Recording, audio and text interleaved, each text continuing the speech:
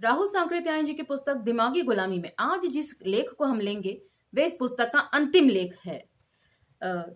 इस लेख में अपने रूस में 2.5 महीने के प्रवास के दौरान राहुल सांकृत्यायन जी जिस रूस का वर्णन यहाँ पर कर रहे हैं, संभवतः आज का रूस उससे बिल्कुल अलग है, भिन्न है। आज जबकि रूस और यूक्रेन के बीच युद्ध छिड़ा हुआ है और पूंजीवादी शक्तियां रूस के वर्चस्व को पूरी तरीके से ध्वस्त कर चुकी हैं, तो ये जानना दिलचस्प रहेगा कि किस प्रकार एक समय था जब मार्क्सवाद और स्टालिन की राइटिंग से रूस जो है वो ओतप्रोत था और साथ ही उन्होंने वहां के मार्क्सवादी स्ट्रक्चर की, मार्क्सवादी पार्टियों की तुलना जो है वो यहाँ की कांग्रेस पार्टी से भी करी है। ये भी जानना इसमें दिलचस्प रहेगा। तो चलिए लेख की तरफ बढ़ते हैं। आभासी दुनिया के मेरे दोस्तों, शालिनी बोल रही हूं। जय भीम, हुल जौहार। आज के लेख का विषय है रूस में 2.5 मास। चलिए लेख की तरफ बढ़ते हैं। मैं कुल 4.5 मास स्वदेश से बाहर रहा। 1.5 मास रूस जाते समय ईरान में, 2 सप्ताह आते समय अफगानिस्तान में, 2.5 मास सोवियत रूस में। गया था बोलन दर्रा से, आया खैबर दर्रा से। हिंदुस्तान और रूस की सीमा के भीतर तो रेलवे ट्रेनें मिली। ईरान और अफगानिस्तान की सैर मोटर द्वारा हुई, कैस्पियन समुद्र जहाज से। 12 नवंबर को सोवियत सीमा में प्रवेश किया, 26 जनवरी को वहां से प्रस्थान। इस प्रकार रूस के जाड़े का अनुभव का मौका मिला। सिवाय काकेशस और मध्य एशिया के कुछ भाग के सभी जगह की भूमि बर्फ से आच्छादित थी। खेत आदि की जुताई सिर्फ उन्हीं भूभागों में दिखाई दी। सोवियत संघ के बारे में भ्रम तो अभी बहुत समय तक फैला रहेगा। सारी दुनिया के अखबारों ने गला फाड़ फाड़ कर असफलता की पुकार करने पर भी संसार में साम्यवाद का प्रभाव इतनी तेजी से बढ़ रहा है कि यदि पूंजीवादी जगत सोवियत देश में साम्यवाद की सफलता का प्रचार करने लगे तो फिर उसकी क्या गति होगी। तो ये उस समय का रूस है जब वो एक शक्तिशाली ताकत के रूप में जाना जाता था। सोवियत सीमा से दूर के देशों की बात छोड़ दीजिए। वक्शु विद इन ब्रैकेट्स आमू नदी सोवियत और अफगानिस्तान की सीमा है। मैंने अफगानिस्तान के भीतर के लोगों को बड़ी गंभीरता से कहते सुना, रूसी किसानों के भीतर रोटी का अकाल है। उनको यह भी नहीं मालूम कि 20वीं शताब्दी में रूस में सबसे अच्छी फसल 1913 में हुई थी। रूस में 1937 में गेहूं की फसल 1913 से ठीक दुगनी हुई है। 1930-31 में धनी किसानों की स्वार्थपरता और प्रचार के कारण खेत कम बोए गए थे, मवेशी मार डाले गए थे, इसलिए रोटी का अकाल सा पड़ गया था। तो यहाँ पर जो पूंजीपति वर्ग है या जो बड़ा वर्ग ये बता रहे हैं किसानों का, धनी किसानों का, संभवतः जिन्हें यहाँ पर जमींदारों के तौर पर जाना जाता रहा होगा, हमारे देश में तो उन्हें जमींदारी बोला जाता है। उनकी स्वार्थपरता के चलते उन्होंने क्या क्या गलत काम किए आम जनता को नुकसान पहुंचाने के लिए। उस वक्त कुछ कुलक सोवियत सीमा से भागकर अफगानिस्तान में भी चले गए थे। 1930-31 की आर्थिक अवस्था में से अब जमीन आसमान का अंतर है। तो भी इस पार के अफगानों के लिए अभी तक सोवियत राष्ट्र के लिए रोटी का अकाल चला ही जा रहा है। कि मतलब अब वह इन सब चीजों से उभर गया है, फसल की पैदावार बहुत अच्छी हो गई है, लेकिन अभी भी ये भ्रांति, जब इतने पास के देश में जो केवल एक नदी के गैप के बाद है, वे भी इस बात को नहीं समझ पा रहा है कि अब इस तरह की कोई कमी नहीं है सोवियत रूस में, तो बाकी दुनिया के देशों की बात ही क्या। लोगों की आर्थिक अवस्था, शिक्षा और संस्कृति का धरातल हर साल क्या हर महीने ऊंचा होता जा रहा है। हर साल 5, 10 और 15% तक वेतन बढ़ाया जा रहा है। और दूसरी ओर जैसे जैसे चीजों की उपज, फैक्ट्रियों की वृद्धि और कार्यकर्ताओं की कार्य कुशलता के अनुसार बढ़ती जा रही है, वैसे ही वैसे चीजों का दाम घटाया जा रहा है। वेतन देना और चीजों का बेचना सरकार के हाथ में है। पिछले 2 वर्षों में खाने पीने की कितनी ही चीजों की कीमतों में 25-25, 30-30% कमी हो गई है। मेरे यहाँ रहते अस्पताल की दवाइयों की तनख्वाहों में 15% की वृद्धि की गई। इस प्रकार वेतन वृद्धि और चीजों के मूल्य घटाने से एक और लोग जीवन की सुख सामग्री को अधिक पा रहे हैं, दूसरी ओर वहां से 5-6 वर्षों की बेगारी एकदम उठ गई है। तो राहुल सांकृत्यायन जी मान रहे हैं कि कुछ समय वहां बेगारी की स्थिति रही, लेकिन अब वो स्थिति से उभर चुका है सोवियत संघ। स्वस्थ रहने पर आदमी के लिए काम हाजिर है। बीमारी या किसी और कारण से काम करने के अयोग्य होने का सारा भार सरकार अपने ऊपर लेती है। इस प्रकार मनुष्य को कल की चिंता बिल्कुल नहीं है। और यहां पर यदि हम अपनी मौजूदा सरकार से इसका कंपैरिजन करें तो सरकार हमें आत्मनिर्भर होने का ज्ञान देती है। इसमें कोई शक नहीं कि इंग्लैंड और अमेरिका के मजदूर रूस के बहुत से मजदूरों से इस वक्त अधिक वेतन पाते हैं, लेकिन जहां उन देशों के मजदूरों के सर पर हमेशा बेकारी की नंगी तलवार लटकती रहती है, वहां सोवियत श्रमजीवी कल के लिए बिल्कुल निश्चिंत हैं। साथ ही उनका वेतन भी दिन पर दिन आगे की ओर बढ़ रहा है। तो एक बहुत अच्छा कंपैरेटिव एनालिसिस वे दे रहे हैं कि किस प्रकार अमेरिका और लंदन में, स्पेसिफिकली इंग्लैंड में, जिस तरीके से औद्योगिकीकरण तेजी से जोर पकड़ रहा है, लेकिन वहां पर भी जो है मजदूर जो है वो सुरक्षित नहीं है जितने सोवियत में। जिस नए सोवियत विधान के अनुसार 12 दिसंबर को महासोवियत के 1145 सभासदों यानी कि डेप्यूटीज का चुनाव हुआ, उसके महत्व को कम करने के लिए पूंजीवादी देशों ने बड़ी कोशिश की और अब भी कर रहे हैं। कोई कहता है चुनाव क्या है, धोखे की टट्टी है। कोई कहता है स्टालिन और कम्युनिस्ट पार्टी के लोगों को धमकाकर आपने वोट लिया है। नया विधान कहां तक प्रजासत्तात्मक है और कहां तक लोगों को वोट देने की स्वतंत्रता उसमें है, ये निम्न बातों से मालूम हो जाएगा। अब निम्न बातें क्या हैं वे लिख रहे हैं। पहली बात, 12 दिसंबर 1937 से पहले पुराने जमींदारों, पूंजीपतियों, पुरोहितों, कुलकों यानी कि धनी किसानों और क्रांति विरोधियों की संतानों को वोट देने या उम्मीदवार होने का अधिकार नहीं था। नए विधान ने 18 वर्ष के ऊपर की अवस्था के सभी स्त्री पुरुषों को वोट का अधिकार दे दिया। धन, विद्या आदि की योग्यता का इसमें कोई ख्याल नहीं है कि मतलब हर कोई जो बालिग है वो वोट कर सकता है। दूसरा पॉइंट, वोट का पर्चा और लिफाफा हर आदमी को गुप्त रूप से निशान करके डालने के लिए मिलता है।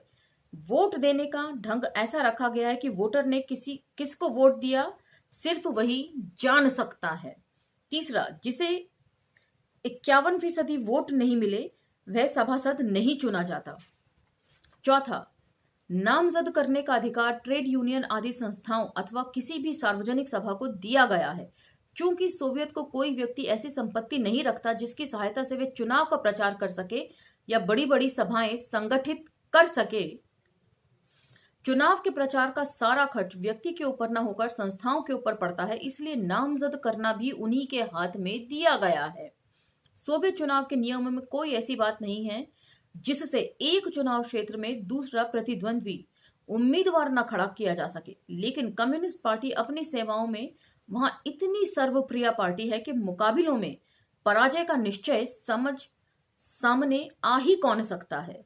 मतलब कहने का मतलब यह है कि कम्युनिस्ट पार्टी का वर्चस्व इतना ज्यादा है कि कोई विपक्ष में भी उनके खिलाफ नेता बनने को तैयार नहीं है, क्योंकि विपक्षी नेता होने का मतलब है कि हार निश्चित है। केंद्रीय काउंसिल से कुछ पुनर्निर्वाचनों में भारतीय कांग्रेस के उम्मीदवारों के सामने कोई उम्मीदवार जैसे खड़ा नहीं हुआ, वैसे ही वहां के प्रतिद्वंद्वी को खड़ा होने की हिम्मत नहीं होती। सोवियत और स्टालिन के विरोध में हजारों झूठी बातों का प्रचार करना और साथ ही त्रोत्स्की की सेवाओं और योग्यताओं के लिए आसमान तक पुल बांधना पूंजीवादी पत्रों का धर्म सा हो गया है। तो ये बहुत अच्छी बात की है उन्होंने। भारतीय कांग्रेस के उम्मीदवारों के सामने जिस तरीके से विपक्ष में कोई टिक नहीं सकता, उसी तरीके से कम्युनिस्ट पार्टी जो रूस में है उसके अगेंस्ट भी कोई टिक नहीं सकता, ऐसा वे कंपैरिजन कर रहे हैं। तो उससे पता लगाया जा सकता है कि यहां पर कांग्रेस का कितना वर्चस्व रहा होगा 1940 के दशक में। और साथ ही कि एक समय था जब सोवियत संघ में या रशिया में स्टालिन और मार्क्स को भरपूर लोग पढ़ते थे, लेकिन फिर बाद में पूंजीपति वर्ग भी उनको हथियाने में जुट गए। बिल्कुल आज ऐसा ही भगत सिंह और अंबेडकर के विचारों के साथ हो रहा है। हर पार्टी उन्हें अपना कहने में जुटी हुई है। तो इसीलिए और ज्यादा ध्यान देने की हम लोगों को जरूरत है कि गलत लोग उन्हें ना हथिया लें। त्रोत्स्की की प्रशंसा और साम्यवाद में उसकी निष्ठा को तो ऐसे शब्दों में चित्रित किया जाता है कि मालूम होता है मानो ये पूंजीवादी पत्रकार संसार में साम्यवाद लाने के लिए लालायित हो रहे हैं। ये बिल्कुल वो स्थिति है जो आज हमारे देश में है। कल एक टॉक शो में थी मैं, स्त्रीकाल पोर्टल पर, तो वहां पर भी जो भाजपा के रिप्रेजेंटेटिव थे वे कह रहे थे कि भाजपा ने तो जीतना ही था। क्यों? क्योंकि अंबेडकर जयंती के दिन जहां मोदी जी जो है वो डॉक्टर अंबेडकर की प्रतिमा का अनावरण कर रहे थे, वहीं पर समाजवादी पार्टी के नेता जो हैं वो परशुराम की मूर्ति स्थापित कर रहे थे। तो आज वो लोग बाबा साहब के अंबेडकर के विचारों को अपना रहे हैं जो उनके घोर विरोधी हैं, और वही बात यहां पर स्टालिन के विचारों को लेकर वे कर रहे हैं। सोवियत साम्यवाद की सफलता का धरती पर एक ठोस साकार रूप है, इसलिए वे उन लोगों की आंखों से ओझल रखना चाहते हैं। उनकी जगह पर उनके विरोधियों और उनके विरोधी मनोभावों के वे लोगों को सामने लाना चाहते हैं। तो बात क्यों पूरा मतलब अपने में मिला रहे हैं स्टालिन के विचारों को, उसकी सटीक व्याख्या कर रहे हैं यहां पर राहुल जी। उनकी जगह पर उनके विरोधियों और उनके विरोधी मनोभावों को वे लोगों के सामने लाना चाहते हैं। सोवियत शासन और उसका प्रधान नेता स्टालिन कितना सर्वप्रिय है, यह इसी से मालूम हो सकता है कि पिछले चुनाव में 12 दिसंबर की सी सर्दी और धरती की षष्ठांत तक विस्तृत देश में कष्ट उठाकर 96.5% वोटरों ने अपना वोट दिया था। पिछले 10 वर्षों में अमेरिका, इंग्लैंड, फ्रांस, जर्मनी आदि देशों में निर्वाचन हुए हैं, लेकिन कहीं पर भी 83% से अधिक लोग निर्वाचन स्थान पर नहीं पहुंचे। स्टालिन के निर्वाचन क्षेत्र के वोटरों में तो एक भी उस दिन अनुपस्थित नहीं रहा। तो कितनी बड़ी तादाद में वोट हुआ उसका वे ब्यौरा दे रहे हैं। स्टालिन की बातचीत को वहां शिरोधार्य मानते हैं। कार्ल मार्क्स साम्यवाद के तत्व का दृष्टा था। उसने सच्चाई को ऐतिहासिक प्रमाणों, आर्थिक कठिनाइयों और वैज्ञानिक युक्तियों से प्रमाणित कर संसार के श्रमजीवियों के सामने रखा। कितनों के दिमाग में सच्चाई को स्वीकार कर लिया, लेकिन पूंजीवादियों के स्वार्थ और उनकी रक्षा के बड़े बड़े साधन उन सिद्धांतों के धरती पर आने के रास्ते में बाधक थे। तो यहां पर वे मार्क्सवाद की जितनी ज्यादा तारीफ कर रहे हैं, मार्क्सवादी विचारों की एक्चुअली जितनी तारीफ कर रहे हैं कि उन्होंने कितनी चीजों को उजागर किया, लेकिन वहीं पर डॉक्टर अंबेडकर के लिए इनडायरेक्ट फॉर्म में वो कहते हैं कि वैमनस्य वे फैला रहे हैं। तो थोड़ा अचंभित हूं मैं कि इतनी बढ़िया बातें कहने के बावजूद, लेकिन बात जब अपने देश पर आती है, अपने देश के नेता जो जाति व्यवस्था को उजागर करते हैं, तब राहुल सांकृत्यायन जी को मानने में खासी दिक्कत आती है। आज जहां डॉक्टर अंबेडकर को लेकर हमारे देश से कहीं ज्यादा शोध उनके ऊपर विदेशों में चल रहा है। लेनिन की विशेषता थी कि एक सफल साम्यवादी क्रांति को भूतल पर लाना, जिसमें कितनी ही बार उसे पूर्ण असफलता ही मिली थी। खैर, साम्यवादी क्रांति जार के साम्राज्य में हो गई। देशी और विदेशी पूंजीवादियों ने उसे हर तरह दबाने की कोशिश की और वे उसमें सफल हुए, लेकिन तो भी लेनिन के समय उपज के सभी साधनों में से बहुत कम व्यक्तियों के हाथ से निकलकर समाज के हाथ में आए थे। तो 3 लोगों का कंपैरिजन हो गया है, स्टालिन है, मार्क्स है और लेनिन है। खेती ही नहीं, वाणिज्य व्यापार भी बहुत कुछ व्यक्तियों के हाथ में था। जबकि 1924 ईस्वी के आरंभ में लेनिन का देहांत हुआ, शहर से लेकर गांव तक की जनता को साम्यवादी समाज के रूप में परिणत करना स्टालिन का काम था। वह मार्क्स और लेनिन के काम से कम महत्वपूर्ण नहीं था। जिस वक्त लेनिन की मृत्यु के बाद कल कारखानों को बढ़ाकर देश के औद्योगिकीकरण के कार्यक्रम स्टालिन के सामने रखा, तो एक तरफ बुखारिन आदि नरम दली कहते थे कि जल्दी हो रही है, उसमें सफलता नहीं होगी, देश को भारी नुकसान पहुंचेगा। तो मैं बहुत ज्यादा इसकी व्याख्या नहीं कर सकती क्योंकि रशिया के इतिहास को मैं बहुत अच्छी तरीके से नहीं समझती। तो लिटिल नॉलेज इज डेंजरस, और वही अगर मैं आपसे शेयर करूं तो ये और ज्यादा खतरनाक हो सकता है। तो बेहतर तो ये होगा कि आप लोग अपने अपने लेवल पर इसको एफर्ट करें इसका। दूसरी ओर त्रोत्स्की जैसे गरमदली कहते थे कि बिना सारे संसार में क्रांति हुए साम्यवाद एक मुल्क में स्थापित नहीं हो सकता, इसलिए हमें अपनी सारी शक्ति रूस को ही साम्यवादी और उद्योगपूर्ण बनाने में न लगाकर अंतरराष्ट्रीय क्रांति की ओर ज्यादा ध्यान देना चाहिए। स्टालिन ने इन विरोधों के बावजूद अपने प्रोग्राम को लोगों के सामने रखा और उसे उसमें सफलता मिली। प्रथम पंचवर्षीय योजना के समय भी दाहिने बाएं पार्टी वाले, मतलब राइटिस्ट लेफ्ट,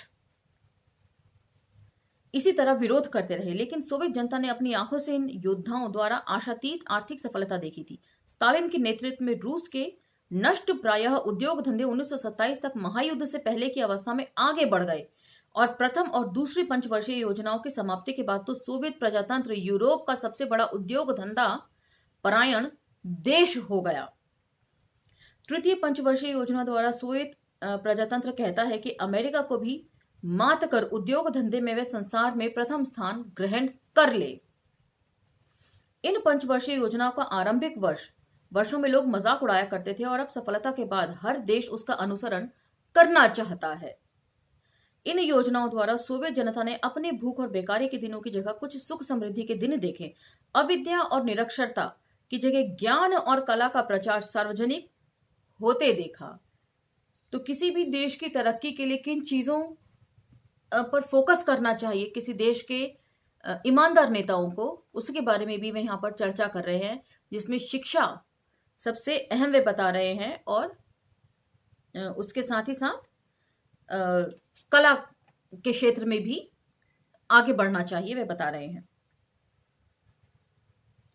अभी 10 वर्ष पहले उनकी कैसी हीन दशा थी, ये बहुतेरे सोवियत नागरिकों को भली प्रकार मालूम है। स्टालिन की योजनाओं की सही सफलताएं हैं जिन्होंने उसे इतना लोकप्रिय बना दिया है। कुछ लोगों के लिए इस लोकप्रियता को समझना मुश्किल है। वे समझते हैं कि महज एक आदमी जो न ईश्वर की तरफ से भेजा गया है, जिसमें न वैसी दैवी चमत्कार है, भला कैसे इतना जनप्रिय हो सकता है।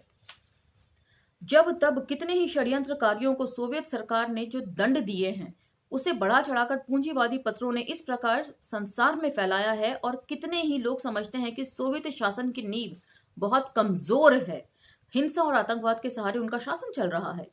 वोरोशिलोव, मोलोतोव, बुद्धयम्मी, ब्लूचर आदि जैसे क्रांति के महानायकों को अब भी वैसे ही लगन से काम करते देखते हुए भी यहाँ 2-4 पुराने क्रांतिकारियों में से अपने अपराध के लिए दंडित हुए पूंजीवादी पत्रों ने हल्ला शुरू कर दिया है कि लेनिन के साथ ही सभी क्रांतिकारी स्टालिन के षड्यंत्र के शिकार हो चुके। सजा पाए लोगों की ओर दृष्टि डालने से मालूम होता है कि उसमें सभी ऐसे बुद्धिजीवी व्यक्ति हैं जिन्हें अपनी महत्वाकांक्षाओं में नाउम्मीद होने के कारण सफल पार्टी और उसके नेताओं के प्रति विद्वेष पैदा हो गया है। शिक्षित बुद्धिजीवी वर्ग चाहे वैसे जितना ही उदार और त्यागी हो, लेकिन उसे स्वार्थ और महत्वाकांक्षा को धक्का लगते ही वह इतना नीचे उतर आता है जितना नीचे अशिक्षित साधारण जन उतरने की हिम्मत नहीं रखते हैं। तो ये एक बहुत बड़ी बात राहुल सांकृत्यायन जी यहाँ पर कह रहे हैं कि शिक्षित लोग किस तरह अपना बिहेवियर फटाक से बदलते हैं, कि अशिक्षित लोग भी मोटे तौर पर कुछ चीजों को समझते हैं, लेकिन शिक्षित लोगों के लिए वैसी कोई समझ नहीं है। मुझे तो कम से कम यही समझ में आ रहा है जो शिक्षित बुद्धिजीवी वर्ग वे बता रहे हैं कि इतना नीचे गिर सकते हैं जितना अशिक्षित गिरने की सोच भी नहीं सकता। सोवियत प्रजातंत्र में उद्योग धंधे बहुत ज्यादा केंद्रित हो गए हैं और उनमें यंत्रों का अत्यधिक प्रयोग हुआ, इसलिए एक व्यक्ति असंतुष्ट होने पर ज्यादा नुकसान कर सकता है। तो इसलिए यहाँ का जो परचम है जय भीम का, वे भी ज्यादातर अशिक्षित लोगों को शिक्षित किया जा सकता है क्रांति के मार्ग को लेकर, लेकिन जो शिक्षित लोग हैं वे जात छुपाकर रहते हैं और किसी भी तरह का सहयोग देने से वे बिल्कुल साफ मुकर जाते हैं। एक यंत्र विशेष को खराब कर दो, 2 सप्ताह 10 कर्मचारियों को बेकार बैठा सकता है। रेल की सूचनाओं में गड़बड़ी कर ट्रेनों को लड़ा सकता है।